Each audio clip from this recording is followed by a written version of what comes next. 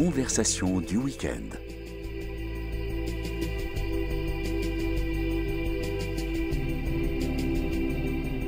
Aujourd'hui, carte blanche.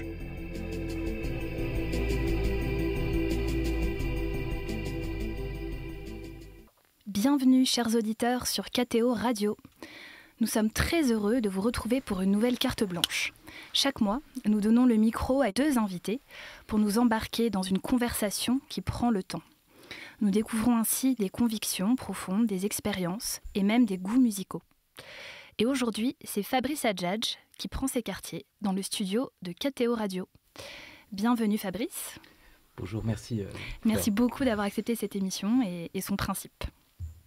Alors Fabrice Adjadj, vous êtes philosophe, écrivain, dramaturge, directeur de l'Institut Philanthropos, membre du Conseil pontifical pour les laïcs. Ex-membre, parce que le Conseil pontifical pour les laïcs n'existe plus maintenant. Ex-membre, très bien. J'allais vous demander à la fin de rectifier, mais vous pouvez le faire pendant, c'est parfait. Auteur de littérature pour la jeunesse, musicien, époux, père de famille nombreuse. Je ne ferme pas cette liste, car certainement elle est incomplète. En tout, vous semblez vous attacher à chercher Dieu dans le monde et à transmettre ce que vous découvrez, que ce soit dans des essais ou dans des œuvres de création. Les auditeurs de KTO Radio pensaient peut-être vous connaître, mais vous nous surprenez cette année avec un nouvel essai sur Tom Cruise, un acteur célèbre, parfois controversé, et le héros des Missions Impossibles, dont le 8e opus sort ce mois-ci au cinéma. Donc il va falloir nous expliquer tout ça. Alors tout d'abord, est-ce que vous voulez rectifier autre chose de cette présentation ? Non, c'est très bien. Famille nombreuse, je préfère. Enfin, je peux dire que j'ai effectivement 10 enfants. Donc, je me présente ici avec une inconscience et une irresponsabilité totale. Voilà, je suis aussi en train de quitter l'Institut Philanthropos pour aller m'installer en famille, justement, à Madrid, pour créer un nouvel institut, en fait, avec une dimension hispano-américaine, donc plus ouverte sur le Nouveau Monde. Donc voilà, les choses que je pourrais corriger. Alors Fabrice Adjadj, qui avez-vous choisi d'inviter pour votre carte blanche aujourd'hui ? Eh bien, j'ai choisi d'inviter des amis. Alors, je sais que généralement, quand on les présente, on devrait les présenter pour des auditeurs extérieurs, comme le ferait peut-être une page Wikipédia, mais moi, j'ai beaucoup de mal à faire ça, pour une raison très simple, c'est parce que d'abord, ce sont des amis, c'est-à-dire des noms propres, ce ne sont pas des pédigrés, ce sont des visages, des voix, des personnes avec qui je m'entretiens, mais aussi des personnes avec qui je continue de m'entretenir quand ils ne sont pas là. C'est le propre de l'amitié, vous voyez, c'est-à-dire qu'elle existe aussi in absentia. Et donc voilà, donc les deux. Alors, Richard de Sèze, qui est... alors, je peux dire d'abord qu'ils viennent par 2 canaux très, très différents, mais qui sont un peu les 2 canaux par lesquels nous arrivent les choses. L'un plutôt par ma belle famille, je dois dire, donc c'est le cas de Richard, et l'autre plutôt par, je dirais, ma vie d'écrivain, ma vie d'intellectuel, et c'est le cas de Jean-Marie. Donc Richard, je l'ai connu, c'est un ami de ma belle famille, notamment de ma belle-sœur. Il est voisin d'elle, du côté de la Sarthe, du côté de Solesmes. Moi qui ai été baptisé à Solesmes, qui suis oblat de l'abbaye bénédictine de Solesmes, donc je suis aussi un peu son pays, comme on dit. En tout cas, j'habite pas loin de chez lui, par le cœur. Et Richard, sur quoi on se retrouve spécialement ? Je dirais sur son esprit un peu taquin. Il a écrit des livres assez drôles, notamment Le rond de serviette est-il de droite, où il essaye de prendre les objets du quotidien et de savoir s'ils sont de droite ou de gauche, ou encore un livre sur quelqu'un qui arrive un petit peu étourdi au paradis, voilà, et qui comprend pas très bien ce qui se passe, forcément. Donc quelqu'un qui est à la fois extrêmement sérieux et en raison de son sérieux une forme de légèreté, parce qu'il sait que le plus grand sérieux doit rejoindre aussi une forme d'ironie de Dieu, quoi, qui est toujours là, qui est toujours présent, mais on ne le voit pas, et on doit le découvrir dans les choses les plus insignifiantes même, puisqu'il est le créateur de toutes choses. Donc il est proche de cet humour divin là. Mais peut-être qui dira un mot. Est-ce que tu veux dire un mot, Richard? D'abord, merci, parce que c'est la façon la plus gentille qui m'ait été donnée d'entendre de parler de moi, donc j'en suis ravi. Effectivement, c'est une amitié qui a commencé aussi parce que je lisais Fabrice Adjadj il y a très longtemps, y compris quand il écrivait des textes absolument épatants, où il racontait une espèce d'anabase bizarre où un missionnaire tombait sur des tribus toutes plus improbables les unes que les autres. Et ça, je parle d'il y a 30 ans ou presque. Oui. Et ça m'avait beaucoup plu, je l'avais dit. Voilà, il m'avait écrit en me disant c'est gentil parce que voilà, peu de gens ont apprécié. Et j'apprécie Fabrice Adjadj donc depuis tout ce temps-là. Et sinon, je suis moi-même homme de radio en ce moment, voilà, à l'antenne de Radio Courtoisie. Et donc, j'ai été très, très content de trouver une autre radio pour être, ce coup-ci, non pas derrière le micro en tant qu'animateur, mais au contraire en tant qu'invité. Je trouve ça très agréable. Merci beaucoup. Et puis, donc, Jean-Marie Salamito, alors qui est souvent sollicité par les médias, par les radios, par les journaux.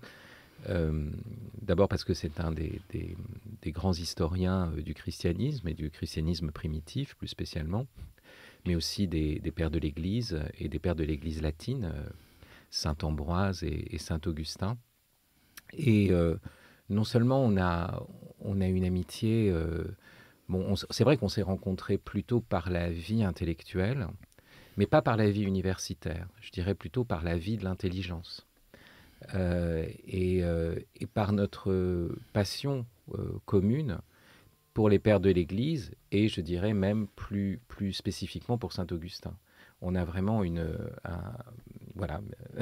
un amour, je dirais, spirituel et même, je dirais, physique, charnel pour les textes de Saint Augustin. Et on ne cesse d'échanger dessus. Et là, on a eu plein d'occasions d'échanger à ce sujet, puisqu'il y a ce nouveau pape, Léon XIV, qui s'est présenté à la loggia le soir de son élection en disant je suis un fils de Saint-Augustin. Et là, on s'est dit, je l'ai appelé, on s'est dit, ah oui, mais t'as vu mon frère, on a un frère qui est devenu pape. Voilà. Donc c'est... Je pourrais pas dire que je l'ai invité parce qu'on va parler de Saint-Augustin. Je l'ai invité avant tout justement à ce titre voilà, d'une amitié. Vous savez, on parle beaucoup de la fraternité qu'il doit y avoir entre les chrétiens, et de l'amour. Mais quand cet amour a lieu aussi dans la vérité, dans l'effort d'une recherche commune, c'est vraiment merveilleux.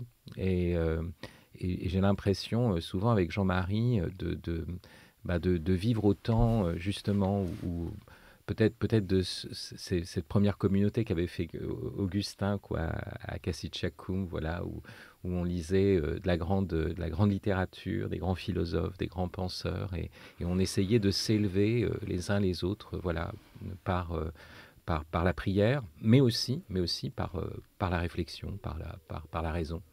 Et voilà, je ne sais pas, tu veux dire quelque chose en plus, Jean-Marie? Ah, Fabrice, ce que tu as dit est tellement beau que j'ai du mal à ajouter quelque chose. Non, il y a un titre que nous pouvons nous donner à nous-mêmes, qui est celui peut-être d'ami de Saint-Augustin. Il y a une sorte d'amitié avec Augustin qui renforce l'amitié entre nous et qui lui donne cette touche fraternelle et ecclésiale qui n'a rien de froidement institutionnel, mais qui est au contraire un gain de profondeur, je dirais, au fil des jours. On va en reparler parce que, justement, on peut être un disciple de saint Thomas d'Aquin. On peut être aussi ami de saint Thomas d'Aquin d'une certaine manière, mais l'écriture de Thomas d'Aquin, c'est une écriture théologique, très objectivante, très, très conceptuelle. Et donc, on suit surtout une pensée, alors que chez Augustin, notamment l'Augustin des Confessions, mais toujours dans ses sermons, voilà, il nous livre aussi son cœur et les méandres de son cœur aussi. Et c'est pour ça qu'on peut éprouver une amitié très, très concrète, je dirais une contemporanéité, vraiment, avec Augustin. Mais on va en parler. Merci beaucoup pour cette présentation, Fabrice Adjadj, Jean-Marie Salamito et Richard de Sèze. On va marquer dès à présent une petite pause musicale qui va nous lancer musicalement dans le thème. Si je peux expliquer d'ailleurs pourquoi ce thème, parce que Alors, allez-y. le principe de l'émission, si j'ai bien compris, c'est qu'on est là entre amis et que on doit parler comme si on n'était pas à la radio. C'est ce que vous m'aviez dit hors antenne, hein, comme dans la vraie vie. Bon, ça veut dire que la radio est quand même une vie peut-être un peu artificielle. Mais donc c'est comme si on était chez moi ou chez l'un d'entre nous, et puis comme s'il y avait un salon truffé de micros espions. Voilà, et que les gens sont censés nous surprendre dans notre conversation. Ce qui fait que ça nous renvoie vraiment au film d'espionnage et plus spécialement à Mission Impossible. Donc on peut envoyer le thème.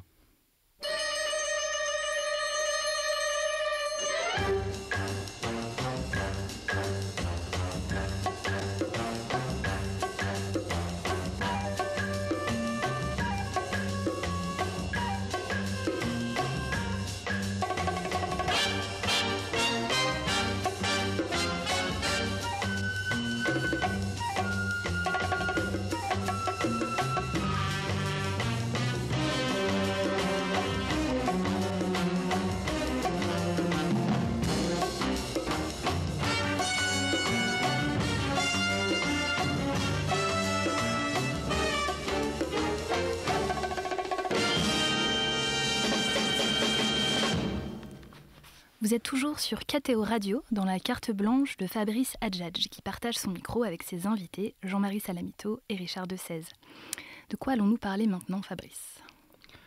Oui, alors ça peut paraître un peu troublant de mettre cette musique. Alors d'abord, musique assez extraordinaire d'un compositeur brésilien qui s'appelle Lalo Schifrin, qu'il a composé pour la première série en fait, des Missions Impossibles, avec le fameux Jim Phelps, donc dans les années 60.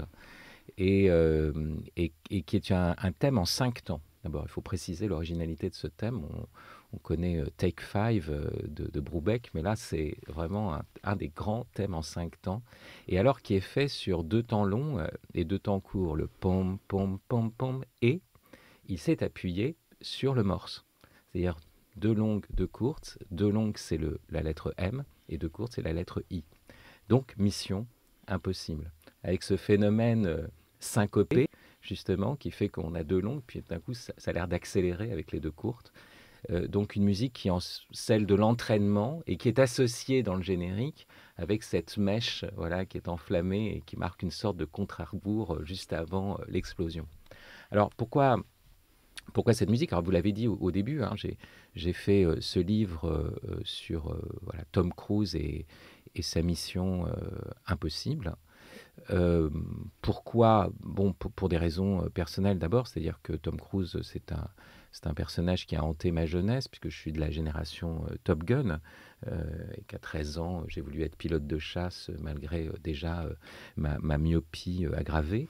Je savais que c'était impossible, justement, cette mission, donc il a fallu que je m'envole autrement.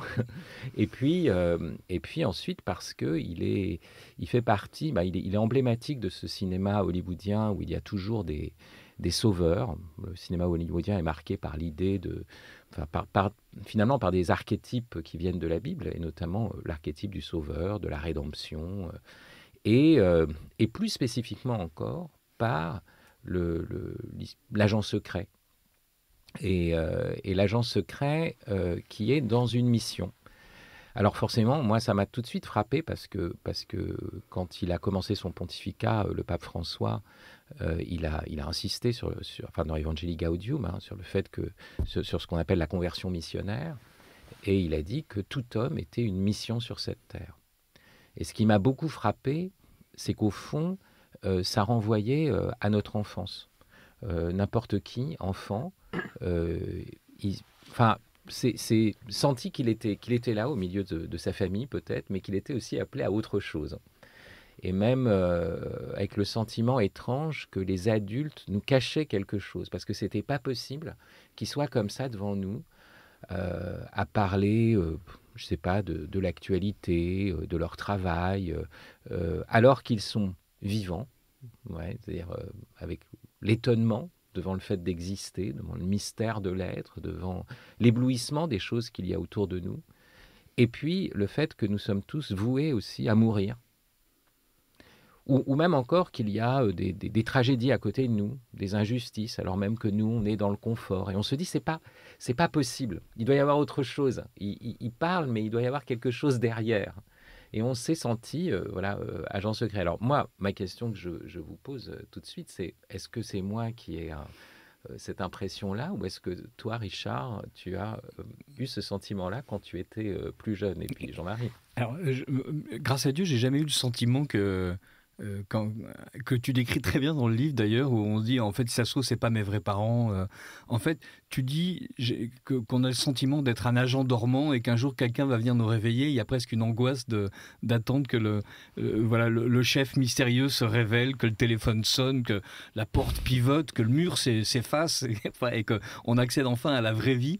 Il y a un côté un peu flippant, on a l'impression d'être dans Philippe K. Dick avec ces gens qui se rendent compte que en fait la réalité est complètement différente, que la vérité est ailleurs. Il y a des nouvelles comme ça où brusquement les extraterrestres ont oublié de mettre le décor derrière l'une des fenêtres, et donc le personnage ouvre la fenêtre, il y a juste le vide intersidéral, et donc même s'ils essaient de réparer l'erreur, c'est trop tard, il saura à tout jamais qu'on lui ment en permanence. Donc ça c'était horrible. Non, moi mes étonnements c'était plutôt à force de lire des romans d'aventure quand on a entre 8 et 12 ans, et donc il y a toujours là aussi la patrouille des castors, il tombe sur un objet mystérieux, il y a un grimoire qui s'ouvre, il y a une lettre qui tombe, et on se dit mais peut-être qu'un jour moi aussi je serai élu, peut-être qu'un jour moi aussi je verrai rouler à mes pieds cette orange qui en fait n'est pas une véritable orange, cette boîte de conserve de crabe qui en fait me permet de révéler que le Caraboujan est en fait responsable d'un trafic d'opium, et on attend comme ça désespérément jusqu'au moment où en fait on fait autre chose, on dit bah, c'est pas grave, j'ai peut-être commencé à travailler mes propres fictions, j'ai peut-être commencé à susciter mon propre mystère, et c'est tu n'as pas pu t'envoler dans les mirages que te proposait la France, et du coup comme tu dis tu as pris ton envol ailleurs, et je crois que c'est l'un de ces petits moments où on devient adulte, mais il y en a mille en fait, et puis après on devient vieux, et puis après on devient mort, et donc il y a toujours ces petites apocalypses personnelles, ces petites épiphanies, et c'est ça c'est plutôt ça, moi, c'est des révélations progressives, que je dois être à moi-même mon propre réseau d'agents secrets. Jean-Marie, toi? Moi, ce qui me frappe, Fabrice, c'est que tu prennes des choses qui pourraient sembler très ordinaires et qui pourraient paraître n'avoir pas de dignité intellectuelle, ou même devoir être écartées par le sérieux du philosophe ou les préoccupations de l'historien, et que tu y vois de la philosophie, de la théologie, de la révélation. Ça me paraît extrêmement important parce que cela veut dire que le chrétien est capable de lire la réalité et de la lire en lui trouvant toujours un sens que tout le monde ne voit pas, mais qui est présent et qui fait que rien n'est banal, rien n'est insignifiant, rien n'est prosaïque. En te lisant, j'ai pensé à mes propres souvenirs, en l'occurrence de films peut-être vus dans l'enfance. Il y a deux films qui sont revenus constamment dans ma vie, qui sont presque de la même année. C'est les Trois Lanciers du Bengale de Hathaway, donc, qui est de 1935, et puis La Charge de la Brigade légère de Curtis, qui est de 1936. Or, j'avais jamais rapproché ces films, à part maintenant, à part aujourd'hui, en pensant à notre conversation. Et ce qui est très frappant, c'est que ce sont des films que j'ai toujours revus avec délice, avec un souvenir d'enfance très fort, et qui ont en commun qu'il y a énormément d'héroïsme, avec un héros qui meurt à la fin. Et j'ai tendance à penser à une phrase de l'Évangile qui me préoccupe assez souvent, à propos de ceux qui font de bonnes œuvres en se donnant en spectacle aux autres. Ils ont déjà leur récompense. Et je suis très frappé d'avoir été fasciné par ces héros qui n'ont de récompense que leur mort, en fait, qui n'auront pas le happy end, qui n'auront pas la gloire de leur vivant, et qui se retirent à la fin du film, qui disparaissent à la fin du film. Alors éventuellement, on peut trouver là quelque chose de christique. Je trouve que c'est très important, et ça me paraît lié à la condition chrétienne. on n'a pas le beurre et l'argent du beurre. On n'a pas le témoignage et la gloire d'être un témoin. Ça coûte cher. Ou, comme dit le père Jérôme dans Possibilité et Mélodie, dans la vie spirituelle, il y a un ticket d'entrée. Et le ticket d'entrée est un peu cher, en plus il se paye plusieurs fois. Voilà, on n'a pas tout, on réussit pas tout et le témoignage coûte. Oui, mais je pense dans ce que tu dis, bon, d'abord, tout ce qui a été dit, d'abord, le chrétien, comme justement, ça c'est un aspect de l'agent secret qui est d'abord un agent du renseignement. Il ne faut pas oublier que c'est quand même décrypter des messages. Et ce que tu disais au début, c'est-à-dire que le chrétien peut lire les choses et les lire autrement. D'abord, il y a notre rapport au monde général, c'est-à-dire on est venu au monde, on a été accueilli, ça c'est le grand thème d'ailleurs au fond de l'enfance de Tom Cruise et qu'on voit dans ses films. Le retournement dont tu parlais, Richard, dans sa vie, c'est aussi que son père l'accueille, le berce et puis le bat. Et alors là, bon, ça c'est le grand choc voilà, d'un monde double. Et il dit comment comprendre cette chose. Et puis je dis, mais en fait, ça renvoie aussi à notre condition humaine. C'est-à-dire on est accueilli, on voit un monde qui est radieux, qui est plein de merveilles. Et en même temps, on voit ce monde blessé, on sait qu'on est voué à la mort, on sait qu'on soi-même, on tend à devenir des vases d'iniquité. Et alors on se dit, mais alors quel est le sens de tout ça? C'est comme si on avait une double information et que le monde était crypté. Mais voilà, l'aurore et l'horreur. Et comment est-ce qu'on fait avec ça? Et donc, on doit décrypter. Il y a cette question du décryptage. On verra quand on parlera après de Saint-Augustin, qui est notre second sujet, mais que c'est précisément le chemin de Saint-Augustin dans les confessions. C'est-à-dire comment est-ce qu'on décrypte cette double expérience. Voilà. Et ce qui est remarquable chez Saint-Augustin, c'est qu'avec son modèle d'autobiographie, c'est que, et là aussi je trouve que c'est très chrétien, c'est se décryptant soi-même, il décrypte le monde, et voulant décrypter le monde, il en arrive à se décrypter soi-même, et s'offrant lui-même au décryptage des autres, il permet aux autres de se décrypter. Il y a cette espèce de quasiment communion des saints, en fait, qui est remarquable, et où chaque vie sait qu'elle est à la fois unique et totalement semblable. Et, tu dis d'ailleurs dans ton livre, je parle de tout homme, donc tout Tom Cruise, et parlant de tout homme, je parle de tout homme. Et voilà, et donc ce jeu de mots, tu es un maître du jeu de mots, on le sait, et m'a paru là aussi très révélateur. Je voudrais revenir sur ce que tu dis sur renseignement. Ce qu'il y a de bien avec Ethan Hunt, c'est que lui, il est plutôt homme d'action. En fait, il décrypte pas grand-chose. Généralement, le monde est arrivé à un point de catastrophe tranquille à cause des méchants. Et j'aime beaucoup d'ailleurs cette idée qu'il y a une présence du mal active et qu'il y a toujours quelqu'un qui a envie de sauver la planète en trucidant tout le monde. On se souvient tous des James Bond de notre enfance où il y en a un qui a une cité sous-marine et qui veut bouffer le monde. Il y en a un autre qui décide de bâtir une cité spatiale et il veut bouffer le monde aussi. Et à chaque fois, voilà. Donc on est obligé de lui dire que, après tout, on va peut-être laisser vivre tout le monde, que ça paraît pas mal aussi à défaut de les sauver tous. À défaut d'en sauver quelques-uns, on va laisser vivre tout le monde. Et Ethan Hunt, c'est l'homme d'action et lui, il a quand même une équipe qui décrypte pour lui. Il n'est pas seul, à la différence de James Bond. Oui. Il fonctionne toujours avec une oreillette, il est toujours avec d'autres. Il y a Q, etc. Voilà. Oui, mais c'est vrai que lui, en fait, ce qui est intéressant, contrairement à Bond, c'est qu'il fait attention à son équipe. Oui. C'est-à-dire, en fait, Bond, voilà, il y a des gens qui sont à côté de lui et puis voilà, ils sont blessés, ils meurent. Il y a 12 donzelles dont la moitié meurent aussi à chaque fois, mais c'est pas grave, elles ont réussi à faire avancer le scénario à défaut de la cause que défend Bond, qui d'ailleurs n'en défend aucune. C'est un Anglais, donc il ne défend rien. Et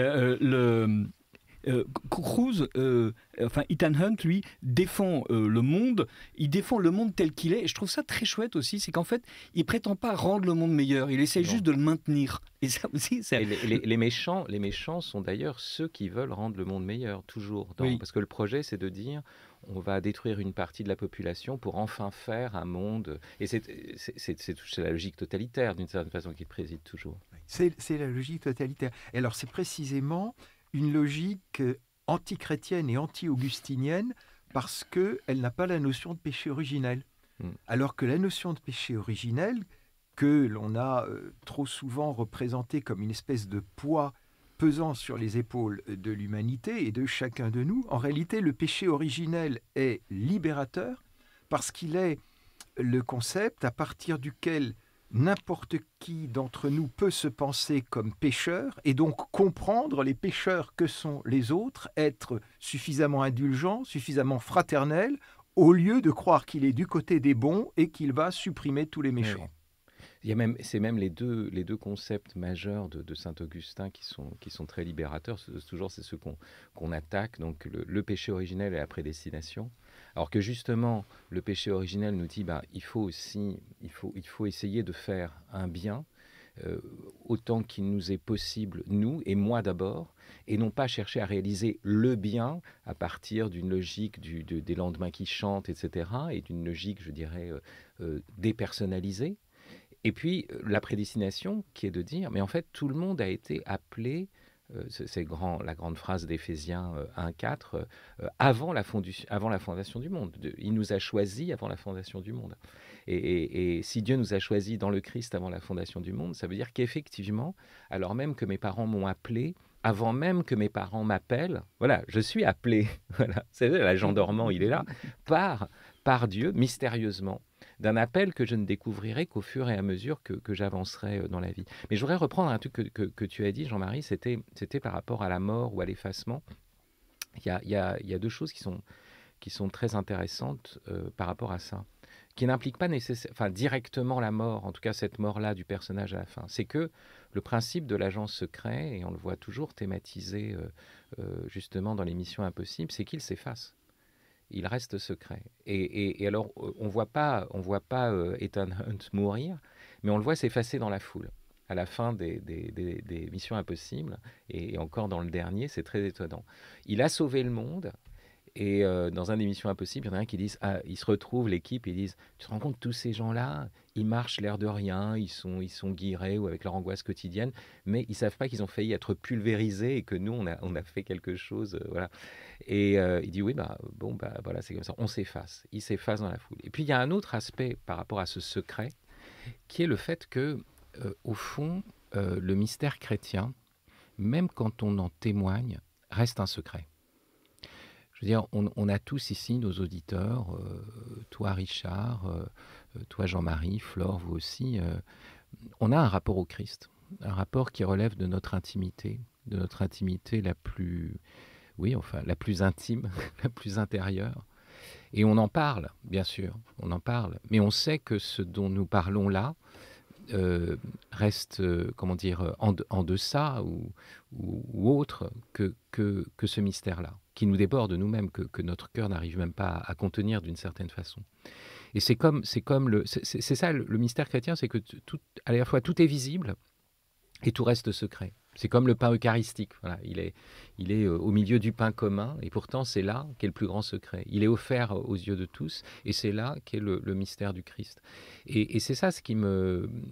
Quand on commence le mercredi des cendres et qu'on insiste sur ce Père qui nous voit dans le secret, le carême commence avec cette manière de se plonger à nouveau dans le secret, et de se dire que oui, on est des agents secrets, pas parce qu'on va pas parler du fait qu'on est chrétien. C'est pas du tout ça. C'est pas l'idée, comme on l'a fait beaucoup, du levain dans la pâte et alors on dit rien.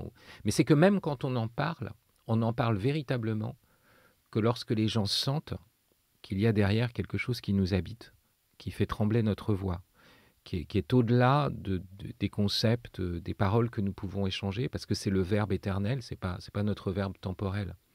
Et de telle sorte que le secret habite la clarté même de la parole. Voilà, c'est un peu ça aussi ce que et on sent ça bien sûr chez Saint-Augustin, mais c'est là où l'image de l'agent secret fait que même quand il dit son identité en tant que chrétien, il la dit en tant que porteur d'un secret qui ne renvoie qu'au secret de l'autre, et qui ne se joue pas dans une simple transparence, dans une simple communication, c'est ça. Enfin, je ne sais pas ce que tu en penses, Jean-Marie. Mais... Oui, je crois que c'est quelque chose d'extrêmement important dans l'expérience chrétienne, à savoir que ce qui est le plus intime pour nous est à la fois le plus incommunicable, mais aussi le plus digne d'être communiqué. Notre expérience de Dieu est beaucoup plus intéressante et beaucoup plus digne d'être partagée que tout notre petit tas de secrets, ce petit tas de secrets nos cachotteries. Nos cachotteries, dont parlait Malraux, le misérable petit tas de secrets. Pourquoi ?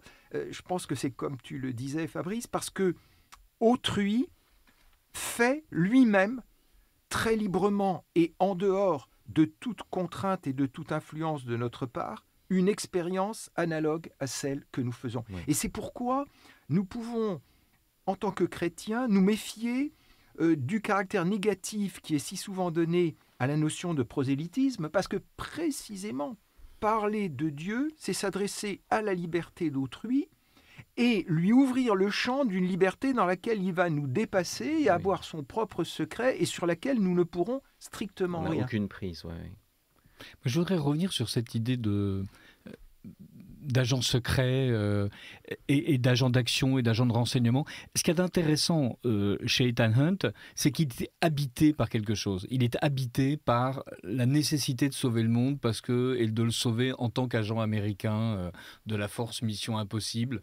Oui, c'est-à-dire en dehors des services ordinaires, en servant des services professionnels. Parce qu'il a totalement intégré, et donc il incarne parfaitement, et Dieu sait si ce mot est important pour nous, cette nécessité en fait d'être le sauveur de tous. Enfin, voilà, et donc je suis seul responsable de tous, disait Saint-Exupéry. Et donc Ethan Hunt, effectivement, qui reprenait Dostoïevski. Voilà, il le fait avec Hollywood. Il est vraiment seul responsable de tous, mais non pas dans une espèce d'exaltation de super-homme. Il le fait parce que il ne peut plus être que ça. Et juste ce qu'il ne peut pas communiquer, ce qui est proprement indicible, cette espèce d'amour de la patrie, cette espèce d'amour de l'ordre tel qu'il est, si imparfait soit-il, qu'il conduit à renoncer à son mariage pour protéger sa femme, à renoncer aux amitiés pour pouvoir être disponible pour les missions. C'est exactement ce que nous vivons, nous chrétiens, en disant, voilà, je n'arriverai jamais à dire effectivement la manière dont le Christ m'habite, mais cela dit, je ne dois jamais renoncer à, en revanche, en témoigner à la fois en venant parler sur KTO Radio, ce qui est beaucoup plus sympa que de se faire persécuter en Afghanistan, mais aussi en agissant et en espérant aussi qu'à un moment donné, il y ait ce rayonnement possible et que les autres se disent, après tout, non pas voyez comme ils s'aiment, mais ce que cette personne porte comme proposition physiquement avec son corps. Parce qu'il y a tout un passage dans le bouquin de Fabrice qui est vraiment très chouette, c'est quand il parle de la manière dont Tom Cruise court comme un dératé systématiquement. Quand il ne court pas, c'est qu'il est en train de voler à des vitesses supersoniques dans des avions. Enfin voilà, il est toujours en course, il est toujours en mouvement.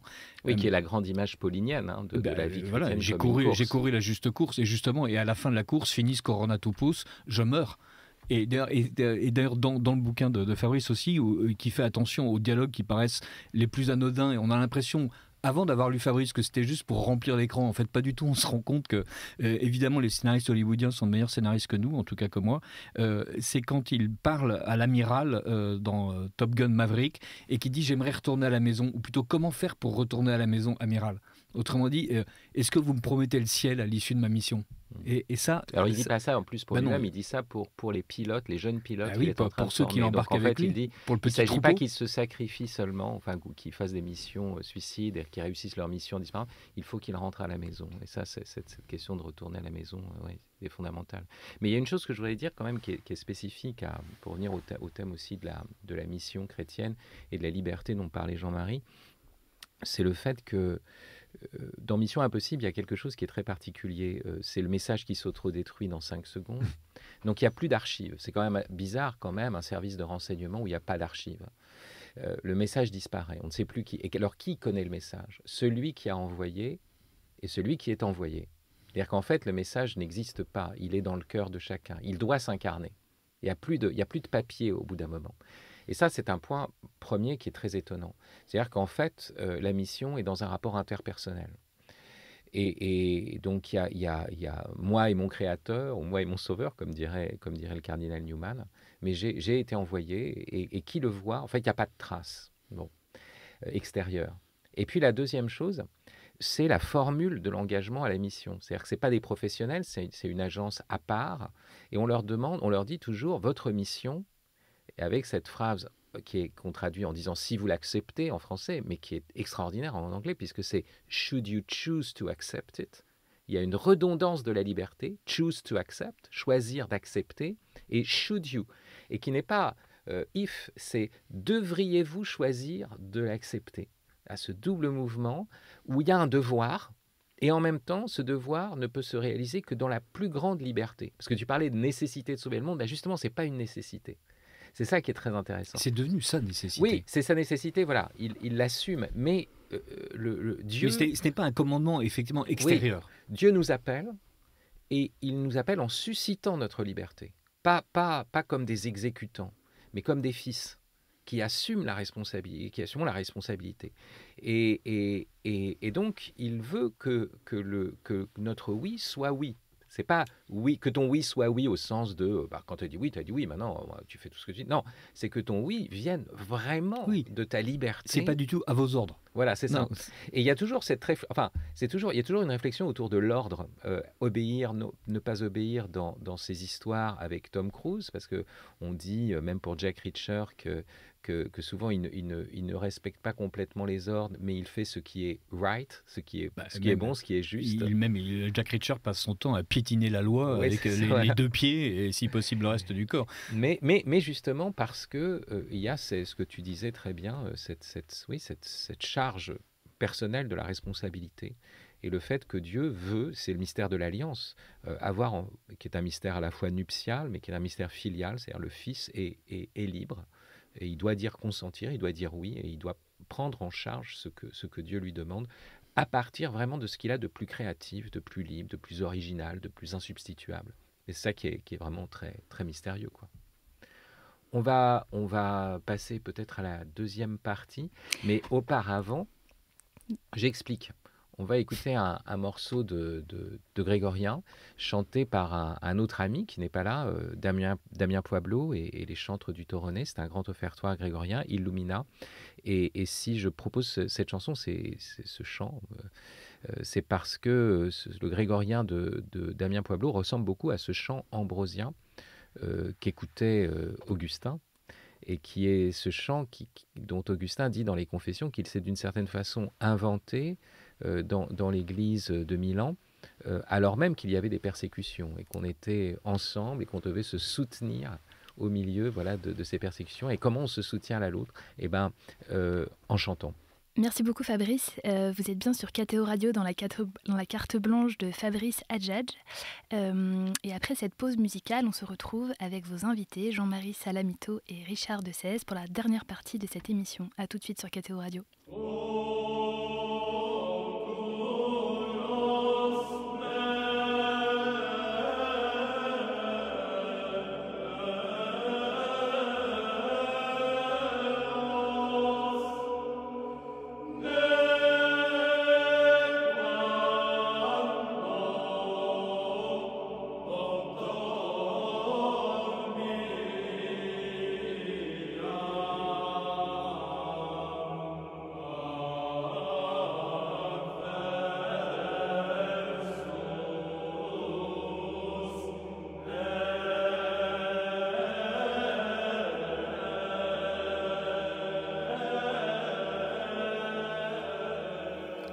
Vous êtes bien sur KTO Radio avec ces voix qui nous emmènent dans la dernière partie de notre émission, la carte blanche de ce week-end avec Fabrice Adjadj et ses invités Jean-Marie Salamito et Richard Desèze.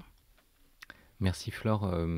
Oui, alors, c'est pas complètement aberrant de passer de Tom Cruise et la mission impossible on pourrait dire à Augustin, et peut-être aussi d'ailleurs la transition nous est fournie précisément par le pape Léon XIV. D'abord parce qu'il est américain comme Tom Cruise,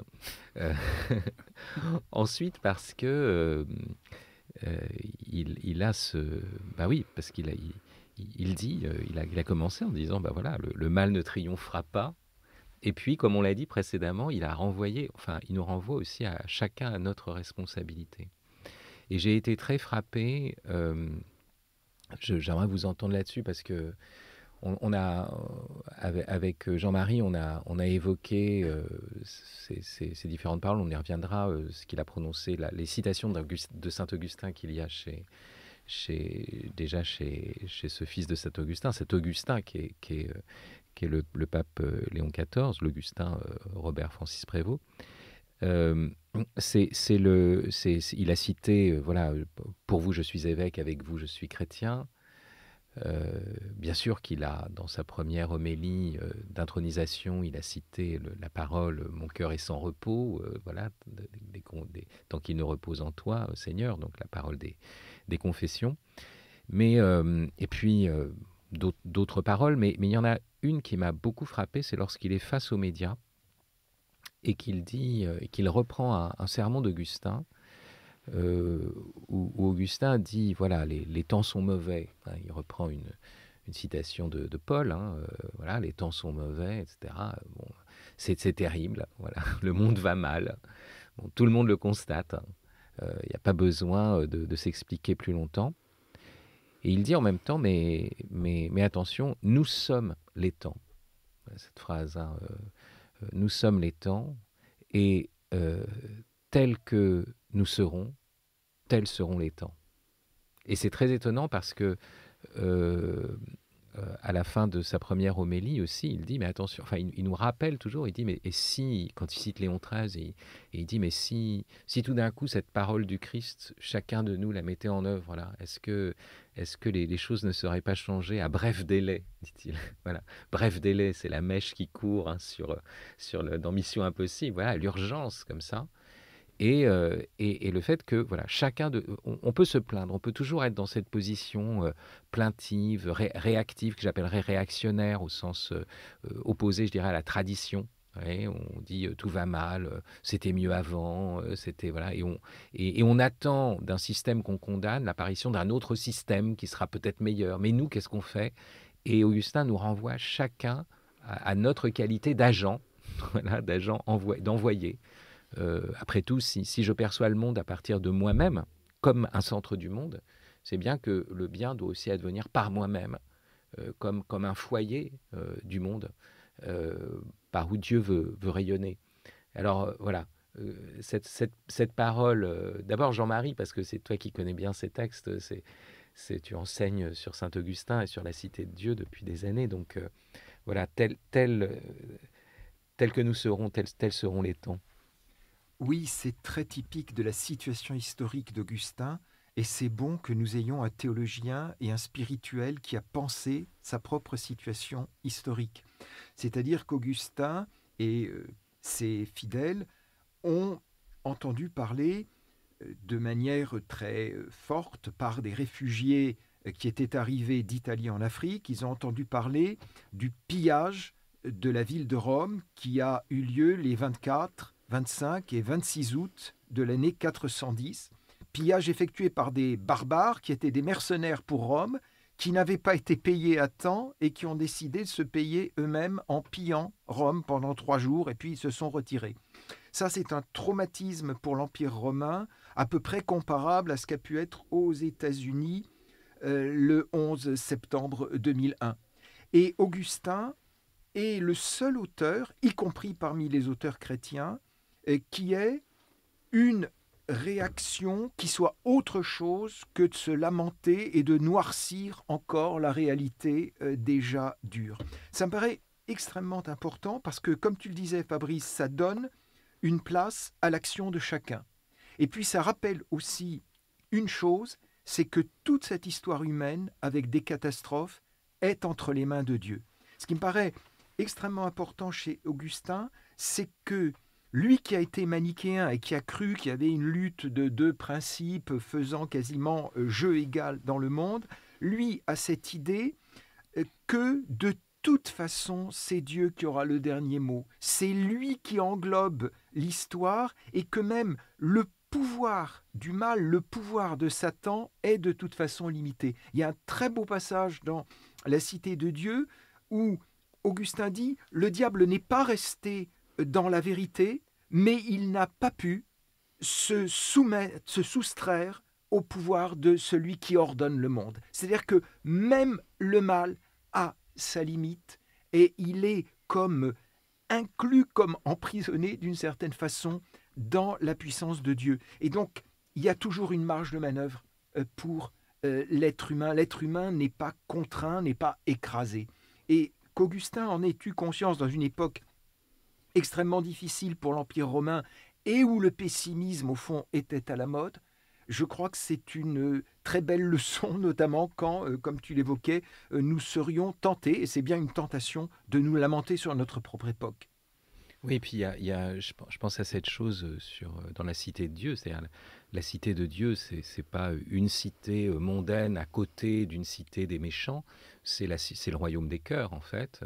Et il dit qu'il y a des personnes qui sont dans l'Église et qui peuvent être éloignées de Dieu par le cœur, et puis il y a des personnes qui apparaissent dans le camp adverse et qui sont peut-être déjà auprès de Dieu et qui sont nos frères à venir déjà. Et cette idée qu'on espère aussi parce qu'on sait qu'on a, et ça aussi, voilà, le thème de l'agent secret, c'est le thème de l'agent double aussi. Hein.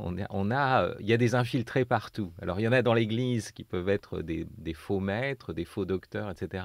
Mais chez les pires adversaires en apparence de l'Église, il y a aussi des gens qui sont déjà avec Dieu. Et donc, on est obligé de dépasser simplement les simples oppositions mondaines, les jeux de parti, les effets de drapeau. Bien sûr qu'il y a des choses contre lesquelles on doit lutter, par exemple cette loi sur l'euthanasie complètement inique ou des choses, voilà. Mais on sait aussi que voilà, Dieu a créé le cœur d'Emmanuel Macron et qu'il veut y habiter et qu'il est potentiellement un des membres les plus importants du Christ, du corps mystique du Christ. Le dernier a frappé encore au cœur d'Emmanuel Macron en espérant y rentrer, parce que nous-mêmes, nous avons sans doute un peu abandonné cet espoir. Et pourtant, non, mais je ne l'ai pas complètement abandonné. Non, mais voilà, il y a des gens plus sains que moi autour de la table. Et ce qui est remarquable aussi dans la posture de ne pas être désespéré de Saint-Augustin, c'est d'une part, il dit qu'il n'appartient qu'à nous, exactement d'ailleurs comme le dit le pape Léon XIV, si nous désarmons nos paroles, nous allons finir par désarmer le monde. Donc effectivement, ne commençons pas par accabler le cœur d'Emmanuel Macron, j'ai eu tort. C'est aussi de nous renvoyer à ce que tu disais tout au début de cette conversation, Fabrice, c'est cette espèce d'émerveillement devant le monde. Voilà, bien sûr, on peut désespérer des temps parce que Rome est en ruine, la France s'apprête à voter une loi scélérate, Gaza n'est pas encore une Riviera, mais à côté de ça, voilà, les chèvrefeuilles poussent et il est toujours absolument extraordinaire de regarder un lierre recouvrir un arbre. Et alors, je ne sais pas si c'est véritablement le message de Saint-Augustin, mais cette attention à l'être, en fait, et vraiment le fait, et c'est ce que je te disais ces derniers temps, c'est Augustin qui nous explique que Dieu nous soutient à chaque instant dans l'être. Et ça, je trouve que c'est une pensée incroyablement réconfortante, oui, même au milieu des vicissitudes les plus... C'est ce que j'ai retenu, si j'ose dire. Oui, je t'ai posé la question, j'ai dit qu'est-ce qui touche chez Augustin. Voilà, et le fait de me dire, mais en fait, cette espèce de contradiction sur la création, en fait, un Dieu éternel, un homme linéaire, et en fait, Saint-Augustin dit, en fait, non, la solution est toute simple, c'est qu'en fait, Dieu me crée continuellement. On le disait tout à l'heure, en fait, de toute éternité, Dieu t'a appelé. En fait, oui, mais parce que en fait, l'appel de Dieu qui nous paraît lointain, avant même que mes parents ne se rendent compte, avant même que tes parents, ceux de Jean-Marie, ceux de Flore, mais parce qu'en fait, pour Dieu, les parents de Jean-Marie et les enfants de Jean-Marie sont simultanés. Et donc, il a voulu à chaque instant toutes ces existences, et chaque instant, ça veut dire maintenant. C'est maintenant qu'il veut l'entièreté du monde depuis qu'il existe. Et ça, et de se dire que je suis une portion de cet être, c'est... D'abord, c'est proprement indicible, sauf avec les mots de Saint-Augustin. Et ensuite, c'est un tel réconfort de dire que c'est cette puissance-là qui est en train de me soutenir moi maintenant. Et peut-être que je ne sais pas quelle est ma mission, mais en tout cas, là, j'ai le backup que n'a jamais eu Tom Cruise, quoi, en fait, là, qui passe sa vie à être lâché par son agence mystérieuse. Non, là, j'ai Dieu derrière, quoi.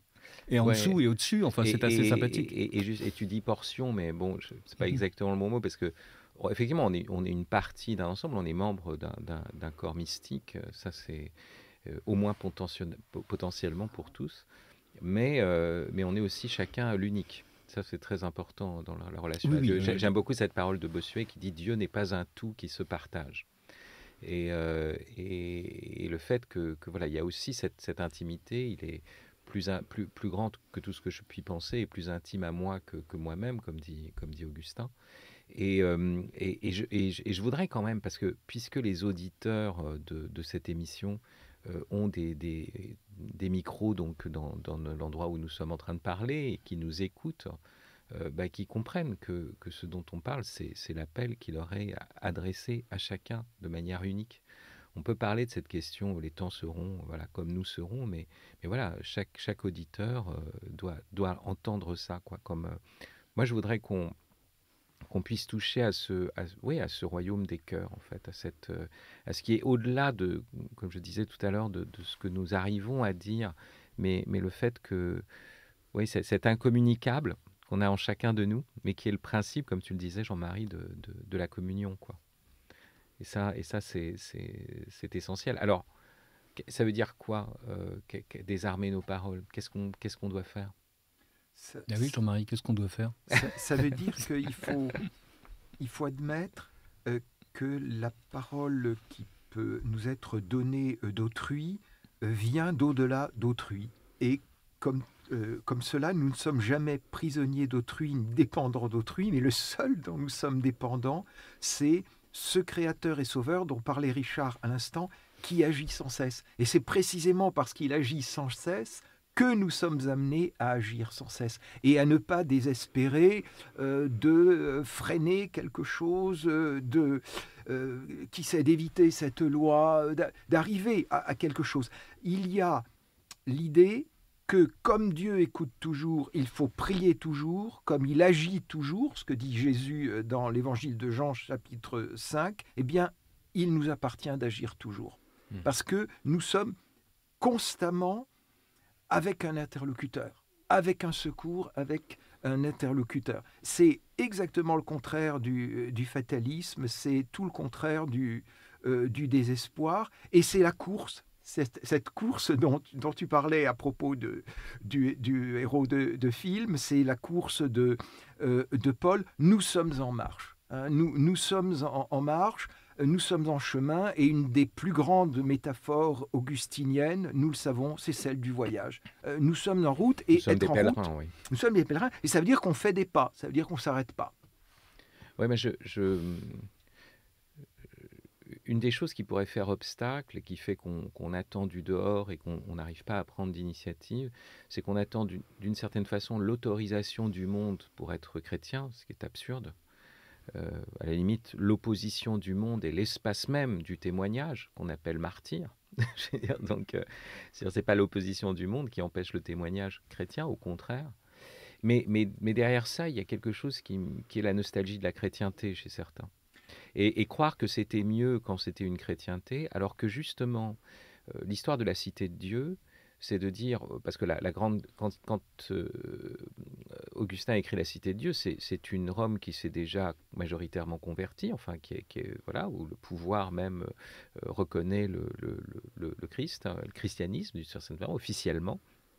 Et puis tout d'un coup, il y a ce sac de Rome et les païens disent mais alors pourquoi si on s'est converti au Christ, ça n'est pas mieux et que les barbares nous ont vaincus. Avec les dieux de Rome, on gagnait les batailles. Et là, comment se fait-il qu'on gagne plus? C'est parce qu'il faut revenir à l'idolâtrie. Et puis, il y a un autre point qui est je lisais une lettre d'Augustin où il disait, OK, maintenant, le Christ a été annoncé partout. Et tout le monde revendique le Christ. Donc il prend le cas maintenant d'une chrétienté complètement établie. Et il dit, mais aussi bien l'honnête homme que l'escroc. Parce que l'escroc, pour faire des affaires, est obligé de parler du Christ aussi. Puisqu'on est dans une société complètement chrétienne.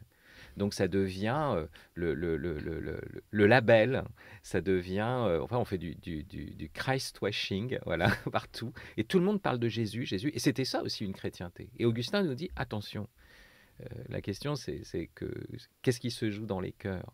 Qu'est-ce que tu es en train de faire pour de bon? Et donc, même lui, en fait, avait cette sorte c'est pas du tout un soupçon à l'égard de la chrétienté.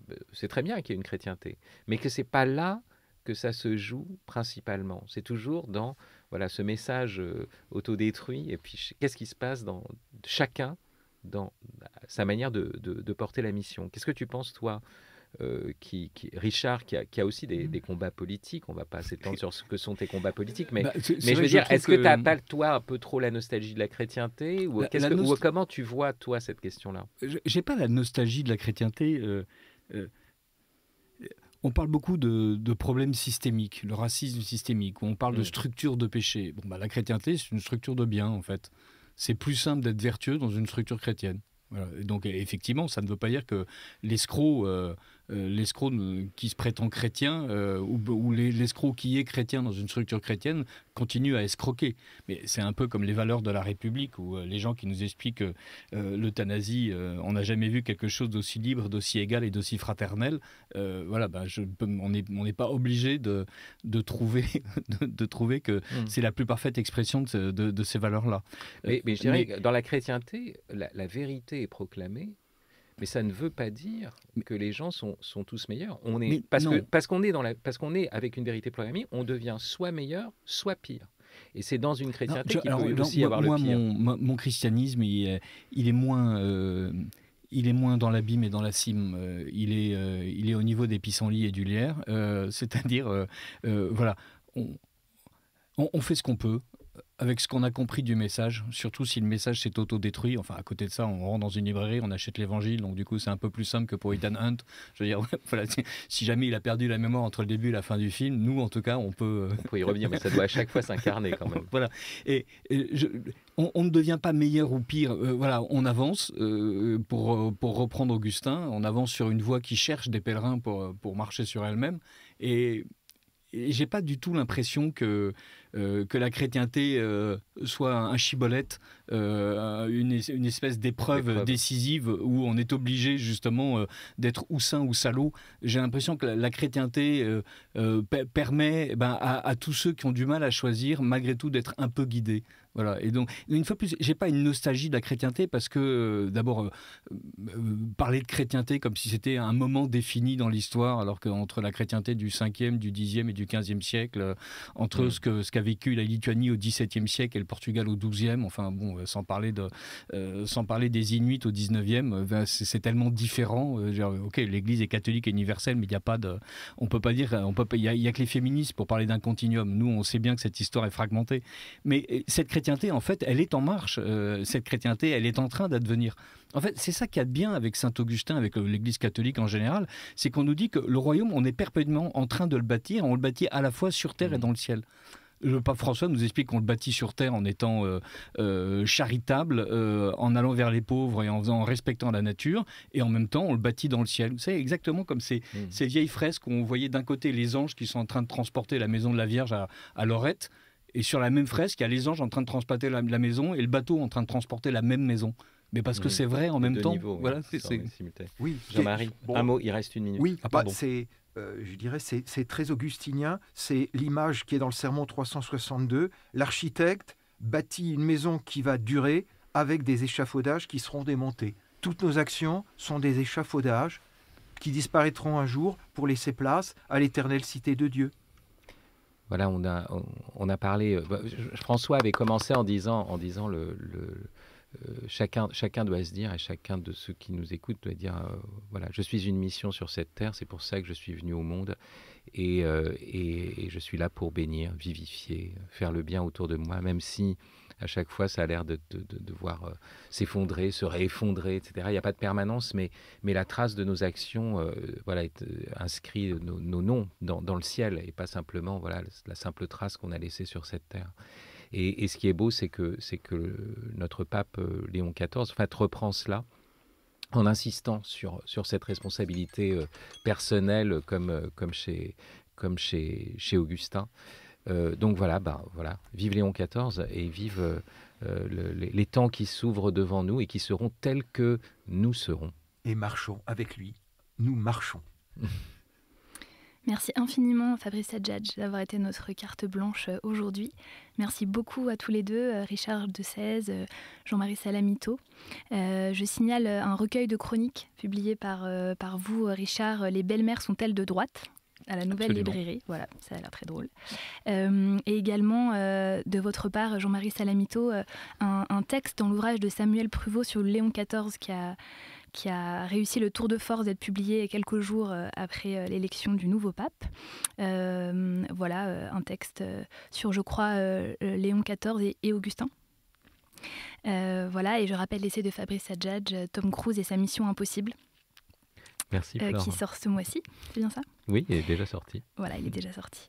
Nous vous retrouvons donc le mois prochain pour une nouvelle carte blanche qui sera déjà la dernière de l'année, avec une nouvelle personnalité, ses invités, pour clôturer cette année. Je vous souhaite un très bon week-end et à bientôt sur KTO Radio.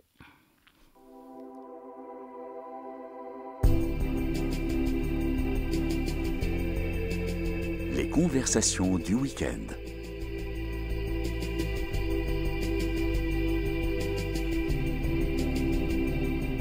Aujourd'hui, carte blanche.